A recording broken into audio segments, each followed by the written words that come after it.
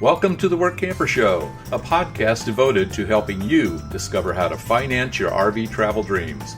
I'm Steve Anderson, the president of Workamper News. Each one of our episodes will either introduce you to people who are already living the RV lifestyle or to opportunities to work short-term jobs. You'll also learn how to hit the road the right way and make the most of every opportunity. Now let's turn over today's show to your host, Greg Gerber. Thank you, Steve. We have a great show today in that we're going to talk to an expert on motorhome tires. While some of the things he describes just impact motorhomes, others apply to towables as well. It's really going to be an educational episode. Today's show is sponsored by The Dreamer's Journey, a new online course and community produced by Workamper News. Life is way too short to keep your dreams on hold, so don't be held back by fear because you were designed for more. Get started in the RV lifestyle the right way with this comprehensive guide. For a monthly subscription fee, people can participate in 2 online webinars every week to learn things like what type of RV to buy, goal setting, how to budget for the adventure, developing a positive mindset, where to call home, and how to find a job or start a mobile business. All online events will be recorded for watching anytime. Subscribers can also join an open question and answer session each month.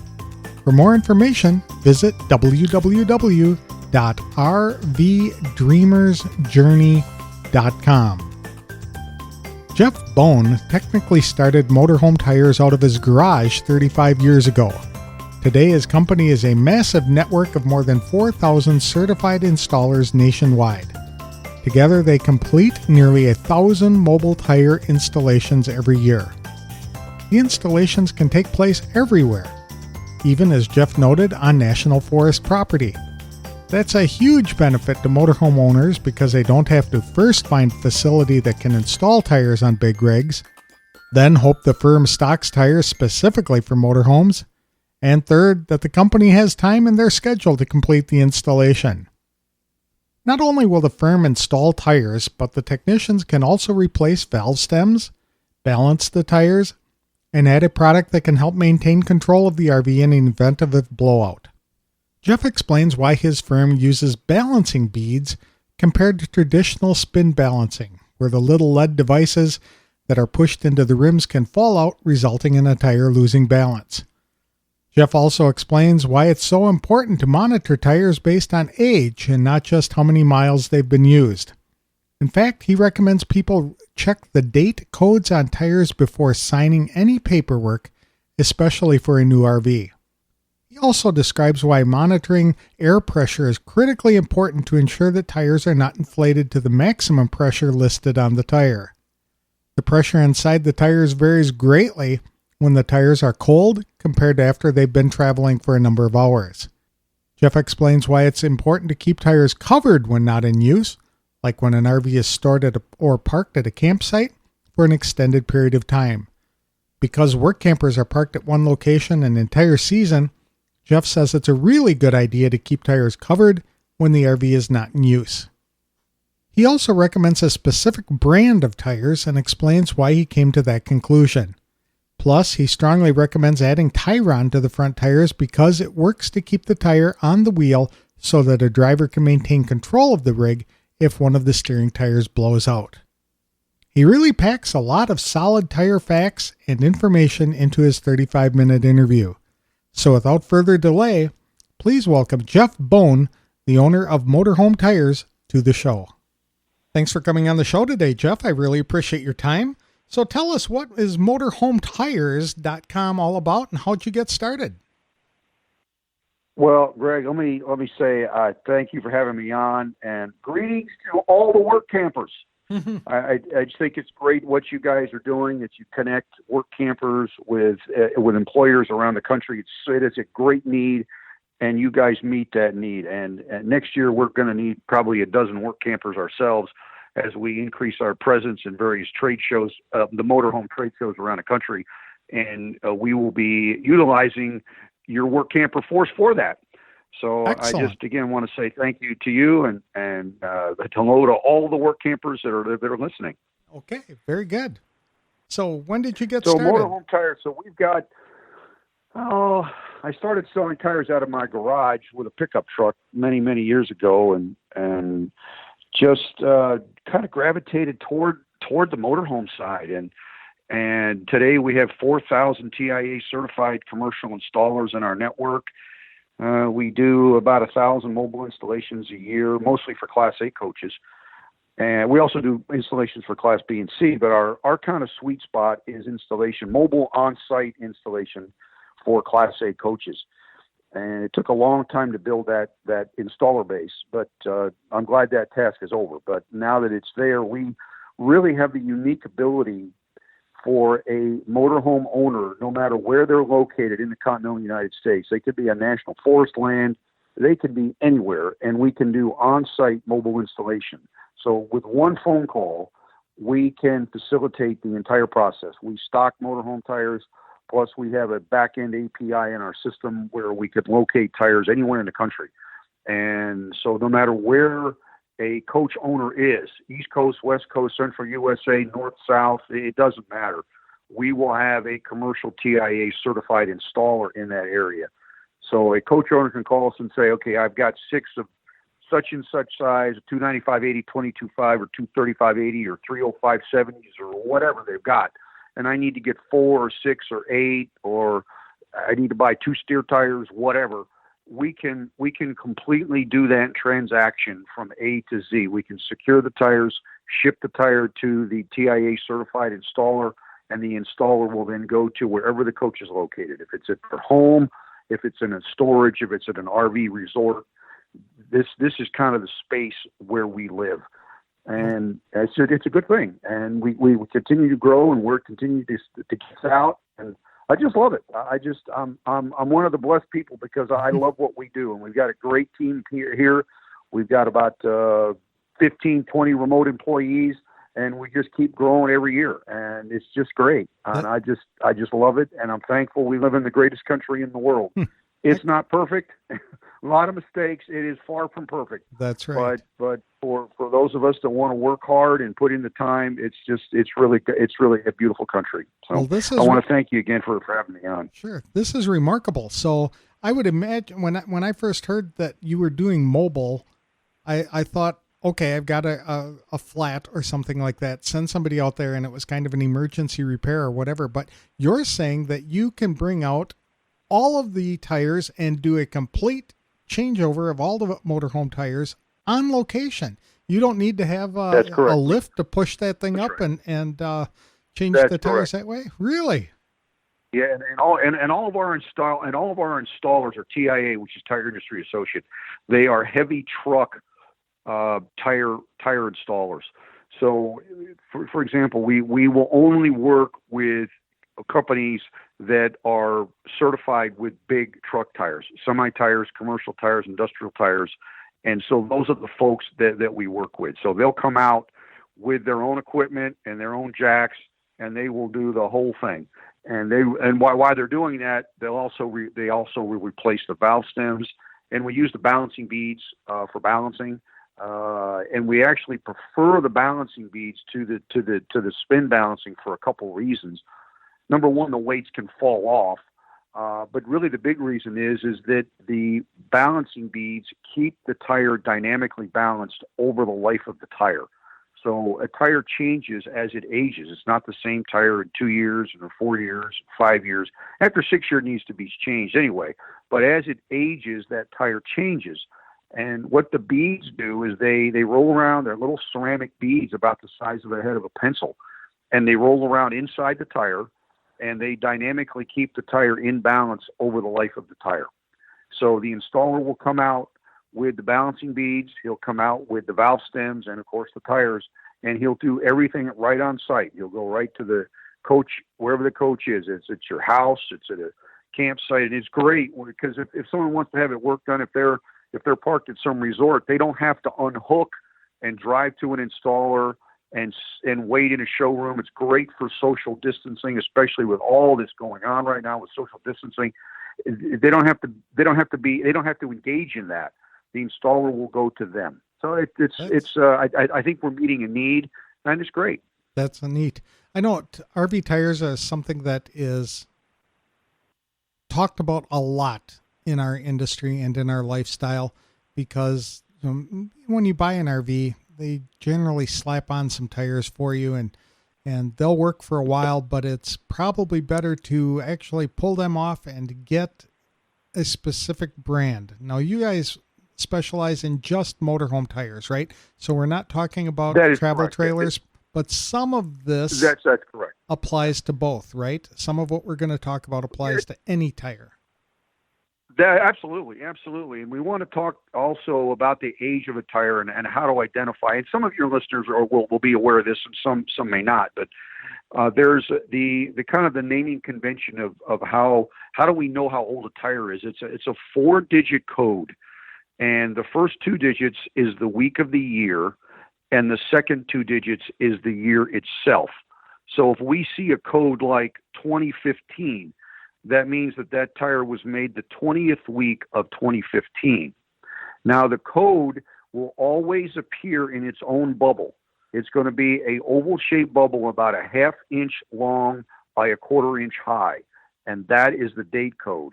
And it gets even more confusing because the date code is only on one side of the tire. And for the life of me, I've been doing this 35 years, I do not understand why the manufacturers don't put the date codes on both sides, but they don't.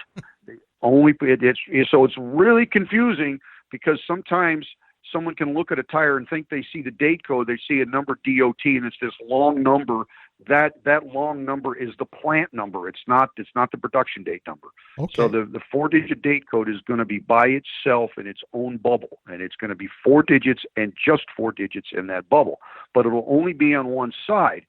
And also another problem out of that can be, because it's only on one side, if we take the duals in a Class A coach, for example, or even a Class C coach, if you got duals that are in a tandem position, those wheels, if the installer mounts the tires with the date codes on the inside, you can't even see the date codes. Right. You don't know how old those tires are until you dismount the tires.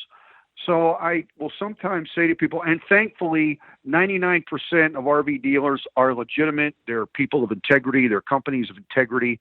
But in doing this 35 years, I got to say that maybe 2 or 3 or 4% of the transactions I've done were a situation where someone has said, man, I thought my tires, I bought this coach and I had the coach for a year and my tires are 10 years old. And how is that? Well, so I just want to encourage your listeners to, if they're about to buy a coach, check the date codes of that tire and check the date codes that morning. So before you sign the paperwork, go back out on the lot and look at the coach and look at the date codes. And if you can't see them, find them. And if the duals, or if you can't see the duals, take the tires off, look at those date codes. It's just that one little extra step that's very important. I think a lot of people look at tires, or when they go to buy them, they say, okay, I can get the 40,000 mile ones, 50,000 mile ones, or the 60,000 mile ones. But you're saying that for RV tires, the date is very important. It's really about the date. Yeah. And I'm thankful that in our 35 years and selling nearly 40,000 motorhome tires, we've never had a catastrophic tire failure ever. It's never happened, not once. Have we had an occasional case of where there's some irregular tread wear? That's always, 0.5% of the time. But there's never been just a spontaneous tire blowout, and thank you, Lord, that's never happened. So, but the enemy of a tire is really two. It's time first. You want to be sure to keep those tires. We like to say 6 years, and there's different opinions out there. 6 years, it's time. If the tires really look great and if they've been taken care of, we can go 1 more year. But after 7 years, it's just not worth it. I have to share a quick story too. This happened last week. I've been in this business my whole life, and this happened last week. Guy is on the phone. He's in a 45-foot coach, and so he's driving while he's talking to me. He's got his headset on, and he's ordering 8 brand new tires for his 45-foot coach. And while he's on the phone ordering tires, his right front tire blows out while he's driving 65 miles an hour, ordering 8 tires. Now, he was on a 6-lane highway, so 3 lanes on each side, and he is in the center lane on his side. But the momentum of the coach from the right front tire blowing moved his coach to the right lane and into the shoulder, and he was not able to keep the coach in the lane. Thankfully, there was no one to his right, and there's nothing in the shoulder. So by the time he got the coach stopped, he was less than 1 foot away from the concrete barrier. Wow. And had he been, and I was, when I'm on the phone with him, it sounded like a hand grenade went off in the coach. I mean, it was just this boom, this thunderous bam. And I'm thinking to myself, I can't, is that a tire? Is that what I've just heard? I can't. So there was like this dead silence for maybe 10 or 15 seconds. And what he's doing, he's wrestling with the coach. And he got it stopped, and I could hear him breathing. It's like, and he told me what happened. And he got out and he took a picture, and he barely got the door open. He was that close to the concrete barrier. But had he been on a 2-lane road or on a curve, he'd wound up going into the ditch at 50 miles an hour. Yikes. So this is how important it is to your listeners and to the people in the RV community. We're talking about tire safety and family safety. 6 years, get those things off. And really, you might go 7, no more than that. And sometimes people will tell me, yeah, but my tires look great. The rubber has nothing to do with the integrity of the tire. The integrity of the tire is what's going on inside with the belts. And if you think about it, from the moment a tire is aired up, those belts are holding back 100-pound PSI 24 hours a day, every second of every day. They're holding back that air pressure. And that reminds me about something else, too. We want to be careful when we look at air pressure charts. Most manufacturers, now there's a couple that will say Goodyear's different than this and Michelin's different than this, but across the board, they will list a maximum air pressure. The maximum air pressure is not the recommended air pressure. Those are two different numbers. So with a 22.5-inch tire, which is a Class A coach, now there's various different 22.5s. There's anything from the smallest is like a 235/80 22.5 up into a 365 22.5. But what I'm saying is this: a safe number on a 22.5-inch tire is 100 pounds cold. That's a solid, safe number is 100 pounds. And so I want to be sure that our listeners understand to not run the tire at 130 pounds cold. Run it at 100 pounds cold. Because on a hot day, if you fill it up on 100-pound PSI cold, it's going to go to 130 pounds on a hot day anyway, which is within the recommended pressure. But if we fill it to 130 pounds cold, it's going to exceed the maximum pressure. Mm-hmm. So there's just a little bit of confusion in the market that we want to be sure that the maximum pressure isn't the recommended pressure. Okay. You said that age was one of the elements in evaluating a tire. What's the other one? The other one is heat. Yeah, the other one is exposure to the sun and heat. So we never want to use tire dressing. Now, I want to classify that there is one type of UV protectant, which is 303, which you can use that. But when someone goes to like a truck wash or something, they're going to use standard dressing, which dresses it up and it makes it look nice, but it also degrades the rubber. Why? Because it turns the rubber into a sponge. That UV, that tire dressing, it acts like a sponge with the UV, and that's what prematurely ages the tire, is when it soaks up the sun's UV, it gets hot, and then the rubber starts to break down. So we like to tell people one of two things. A, do not use tire dressing, period. If you want to dress it up, I'll make a little plug for 303, and I don't have any ownership or there's nothing in it for me, but 303's got a UV protectant in it, and that's okay. But do not use the standard tire dressings that are out there. There's a price for that. Well, that raises a question. Is it important to keep tires covered?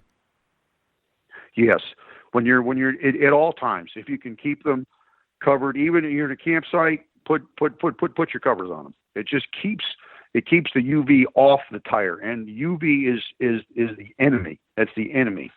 I've always heard about covering tires in storage, but wasn't sure about whether I needed to keep the tires covered when I'm at a campground for 3 days.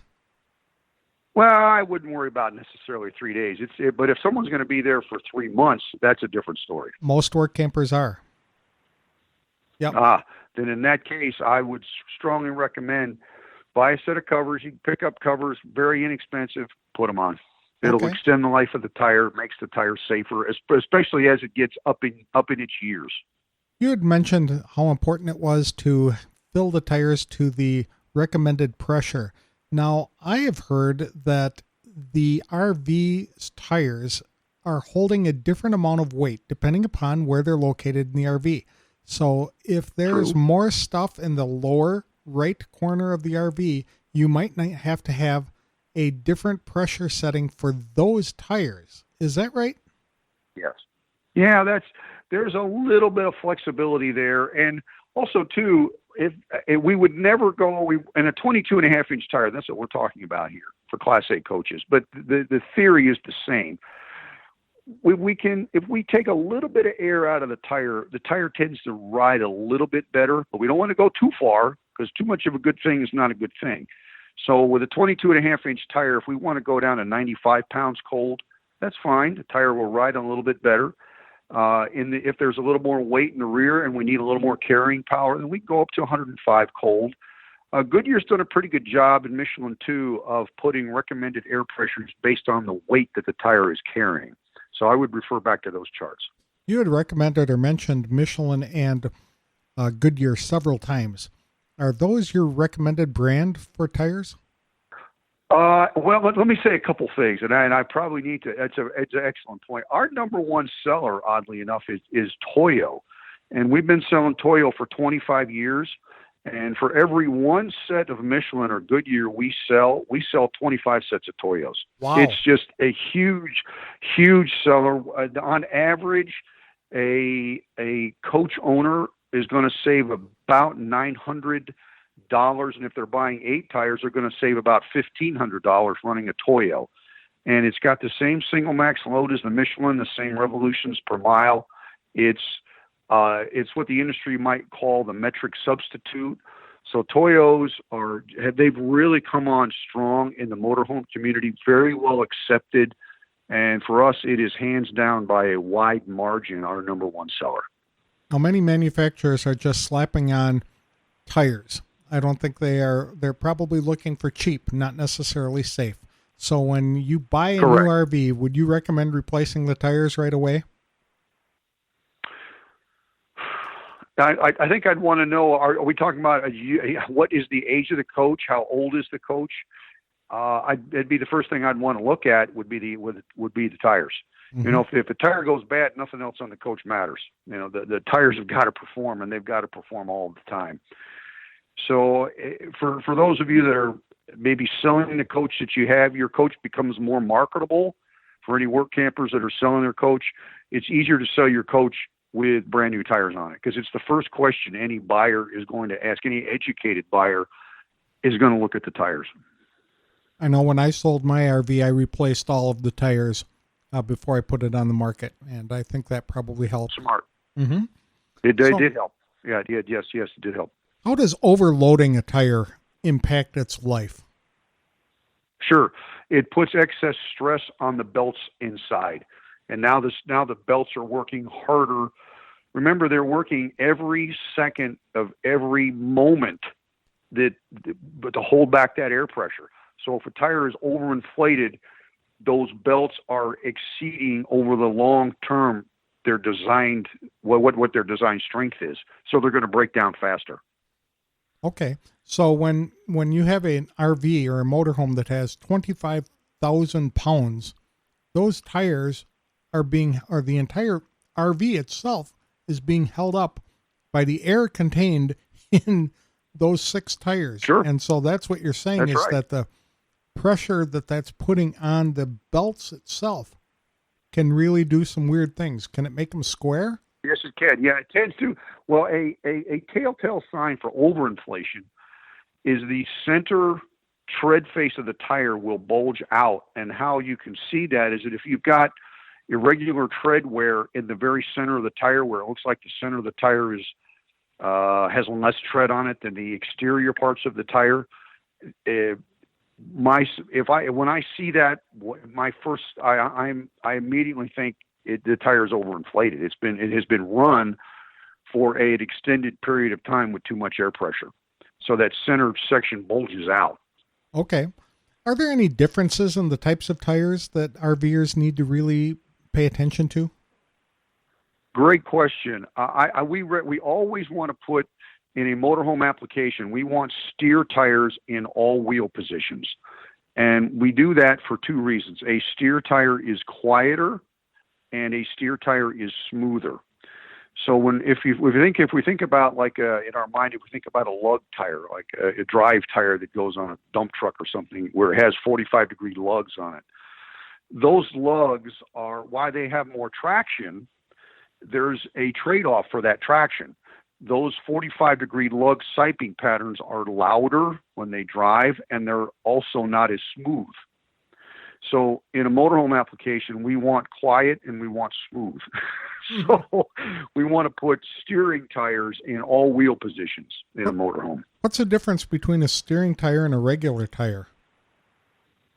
Well, in a commercial application, a steering tire is going to have 5 ribs. It'll be a straight rib pattern. And a lug tire or a drive tire will have these cleats on it. It'll have these 45-degree heavy blocky looking cleats. And it's those blocky cleaty tires we don't want ever on a motorhome application. The only exception would be somebody who works for like the Bureau of Land Management or something, and they're driving up, the side of a volcano or something. Other than that 1%, we want a steer tire, a straight rib tire in all wheel positions in a motorhome. So would a semi-truck use the other types of tires? Yes, correct. Okay. Yeah, that's right. If it's an 80,000-pound vehicle and he's going into construction sites, or it's a dump truck or a waste hauler, yeah, they need aggressive tread, and they need aggressive pulling power in an off-road application. So they're going to use drive tires on their drive axles. Does speed play a role in tire safety and tire length and longevity? It always does. Yeah, speed directly translates to heat, and heat breaks down a tire. I would also argue that someone in a motorhome, particularly, I don't care what size it is, really 60, you don't need to be driving any faster than 65 miles an hour. And we're probably going to get some emails. There's folks that may not agree with that, but you drive in a commercial vehicle, speed there's consequences to speed, especially if something goes wrong, it goes wrong very quickly. I always chuckle when I get passed by people towing RVs or driving RVs at 75, 80 miles an hour, because I know their tires are generally not rated for that high a speed. They're not. Yeah, they're not. And case in point, this case a couple weeks ago where the guy was on the phone with me while he was ordering tires. He was driving 65. And he barely came to a stop 1 foot away from the concrete barrier. Had he been going 75, he'd have gone into the concrete barrier. I hear this word vulcanization tossed around when talking about tires. What is that? Sure. Kind of something that was pioneered by Harvey Firestone. And in its most basic form, vulcanization is heat and pressure. So when a tire is made, they take... And tires used to be mostly rubber. Now they're more synthetic rubber than they are natural rubber, but there's still a percentage of natural rubber in tires. But they basically take a part of the tire and it's pressurized, and then while it's pressurized, it's cooked. And that pressure, and they can adjust and by adjusting the pressure and the temperature and varying those two elements, you get different types of tires. We're talking about a tire for a dump truck, where it's a cut and chip resistant tire. What that means is if they've changed the vulcanization process to harden the rubber so that it's more resistant to cuts, but a cut and chip resistant tire doesn't ride as smooth as, say, a motorhome tire. So that's a different type of vulcanization process. We also sell some large mining tires, and that's really an incredible piece of technology that is disguised as a tire. And that vulcanization process, they will use different vulcanization process on different parts of the tire. So the tread face of the tire is vulcanized differently than the shoulder, which is vulcanized differently than the bead. And really tremendous technology goes into the building of the tire. Okay. I see that you folks offer Tyron as an add-on to tires. Is it necessary, or would you recommend it? We recommend it, and I've got an inbox of people whose lives have been saved. They are still here because of Tyron, And basically what Tyron does is it keeps the tire on the wheel in the event of a catastrophic failure. And if the tire comes off the wheel, then there's no steering at all. And then the coach is completely uncontrollable. So what Tyron does, and we're national distributors of Tyron, is it takes up, if you think about the wheel itself, there's a shallow section inside the wheel, and that facilitates the tire being mounted and dismounted. And so what Tyron does is there's a little installation kit to put Tyron on. It takes up that shallow area in the wheel, occupies that shallow space. So now the tire really cannot come off the wheel. I would highly recommend it. And it's one of those things. It's kind of like a parachute. You don't use it that often, but when you need it, boy, it's got to perform. That's a very good point. Is it an expensive thing to add to a tire? Yeah. The set of Tyrons run about $2,000. I highly recommend it for the large coaches, because that's where, if there's a catastrophic failure at a high speed, there's so much weight, and there could be 40,000 pounds, 50,000 pounds that's driving at 60, 65 miles an hour. And there's a tremendous amount of inertia there. And it plays into a big, big role there. Okay. You had kind of broke up a little bit when you were talking about the price. A set of Tyrons for all of the tires, say 6 on a motorhome? Oh, okay. For the pair, I'm sorry. Yes, the pair will run $2,000 for the pair. And we recommend Tyrons for the steer. Okay. In the Class A coaches, yeah. So you don't need to put the Tyron in the back of the tires in the back of the coach. Okay. Yeah. So it doesn't affect when the tag axle. If there's a tag axle tire that goes out, it's not going to affect the controllability of the coach in the same way as if a steer tire goes out. Okay, that's good to note. I understand you had an interesting encounter recently with a Navy SEAL, and it was kind of an eye-opening experience. Yeah. I had read about 4 years ago, I read a book called Extreme Ownership, which became a New York Times bestseller. Jocko Willink had written the book, and it's a great read, and I would encourage your listeners, go buy the book. That book opened my eyes and really connected some dots for me of some areas of my life where I was weak and I had questions that I just couldn't seem to get resolved. And so I began reaching out to Jocko, and I had the privilege about 3 weeks ago. I spent an entire afternoon with him, 3 hours of just one-on-one time. And he was the former commander of SEAL Team 3 and the former tactical instructor for the entire Navy SEAL Team program. And just shared with me so many things that just continue to change my life. The importance of being humble, the importance of listening to your team. And he talked about how it doesn't have to be my way. It doesn't. And most of the time it's not my way. And he gave an example, and he said to me, so Greg, let's say you and I are talking about an idea, some kind of concept, and your way of doing it has 70% chance of success, and my way is 90%. So Jocko said to me, okay, so whose way are you going to do? And I said, well, I'm going to do my way because it's 90%. Greg's way is 70%. And Jocko said, and Jeff, you would be wrong 100% of the time. And why is that? I said, well, why is exactly what I said? Why is that?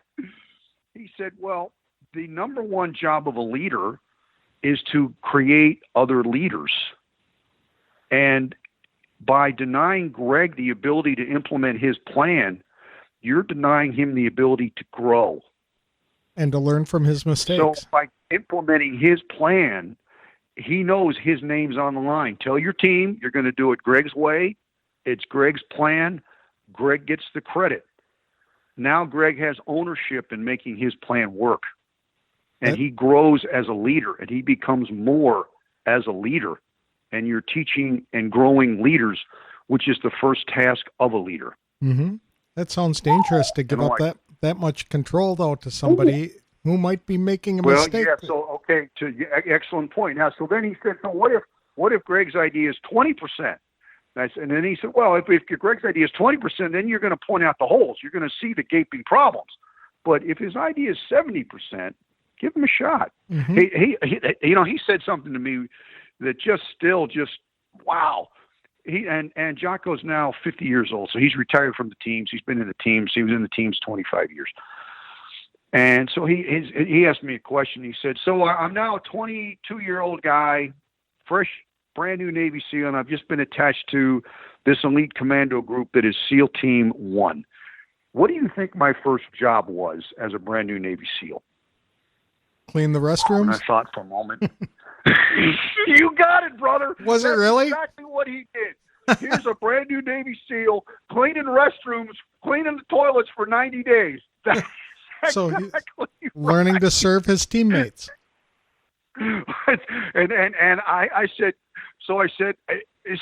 Jocko, wasn't there a part of you that was like, I'm a Navy SEAL and you got me cleaning? And here's what his answer was. He said, no, I was just happy to be there. I was so happy to be in that element. I was going to do whatever that team needed me to do. I was there for them. That's neat. Later he came to become the commander of SEAL Team 3 and the senior tactical instructor of the entire Navy SEAL team program. Very good. What's the name of that book again? Extreme Ownership. Okay, super. I understand that you folks put together a newsletter that you make available to RVers that has some interesting tire tips. How often does that come out? It comes out once a month, and the website is motorhomenews.com. And we are interested in, every month we want to have an expert talk about tips for the industry, tips for RVers. There's just, there's so much knowledge, so much to learn. And so we want to be a resource for the RV community. So motorhomenews.com. And you also have some educational information in there, some introductory basic information. Right. We got also about some diet tips, campsite bites and whatnot. And just as I used to weigh 310 pounds. I've lost 130 pounds over the last 4 years. And it's just doing it one step at a time. And anyhow, that's another story. And I really, really liked the diagram that you have in there on the anatomy of a tire, because it really explains how all of the different layers work together to make a good tire. Yeah, it's one of those things that all of us and I'm guilty of it too, where we just take for granted. It's like when we come in the house and we turn on the television. We don't want to know how the TV works. We don't want to know how the power got there. We don't want to know how the technology got there. We don't want to understand any of that. And I'm guilty of it. I'm talking about me. Mm-hmm. We just want to, we turn the button on. We just want the TV to work. That's all we want to know. And a tire there's tremendous technology in a tire, tremendous. Mm-hmm. And we tend to overlook. We just all we want to know is, and I'm talking about me, we put a tire on a vehicle, we want the tire to work, and that's all we want to know. You really don't appreciate them until you've got one that went flat on you. 100%. Yes, sir. Super. So to get more information about your company, people go to Motorhome Tires. Motorhome Tires, plural, motorhometires.com. Very good. Super. Well, thank you very much, Jeff. I really appreciate this. This has been a lot of information to digest, but good stuff for people who own motorhomes. And tire safety is important for travel trailers as well, but your company specializes in motorhome tires. And so a lot of what you said also applies to the fifth wheels and travel trailers and even pop-ups. Yes. So it's good information to have. I really appreciate your time. Greg, thank you for having me on. Best wishes to you.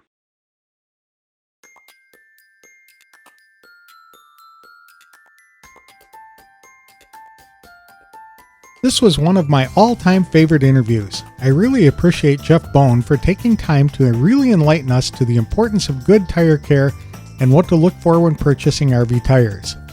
It's wonderful that in the 35 years Motorhome Tires has been in business, and after selling 40,000 tires, that the company has never experienced a catastrophic tire failure or blowout on any tire the firm has installed. However, it's important that motorhome owners really pay attention to the tire dates. If the tires are more than 7 years old, they still need to be replaced even if there's a lot of good tread on them, just because the tire belts simply wear out from holding up so much weight for so long. It's not the rubber that wears out, but it's the belts that are holding back more than 100 pounds of pressure 24 hours a day for many years that finally give way. Jeff shared a scary experience about a customer who experienced a tire blowout while on the phone with him ordering new tires.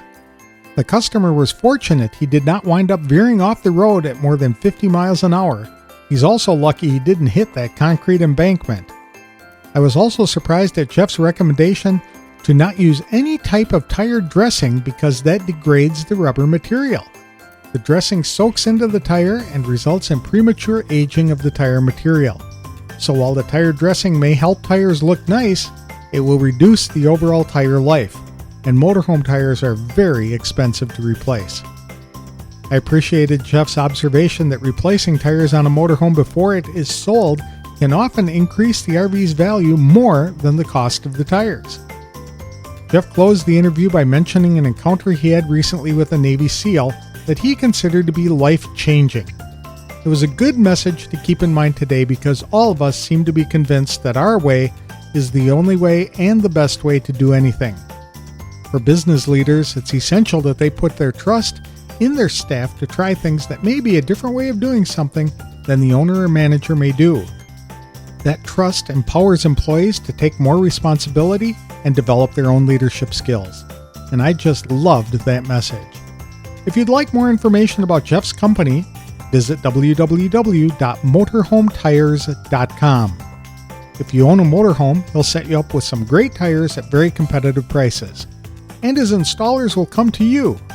Saving money and saving time is a great combination. This episode was sponsored by the National RV Training Academy in Athens, Texas. The Academy's 1-week live training or home study course will teach you everything you need to know to fix about 80% of the problems people experience with their RVs. You can also sign up for additional training to become an RV inspector, campground technician, or to provide mobile RV service. For more information, visit www.nrvta.com. Remember, Workamper News is a magazine and online publication that connects RVers to full and part-time jobs around the country. Whether it is running a business from your RV or working short-term jobs for a variety of employers, Workamper News can give you information to help you plan a course to live your own dream and get you on the road faster than you thought possible. For more information about opportunities to live, work, and play in your RV, visit www.workampernews.com. That's all we have for today's show. Please join me again next week when I interview an experienced work camper about what life on the road has been like for her. We'll see you next time on The Work Camper Show. Thanks for listening.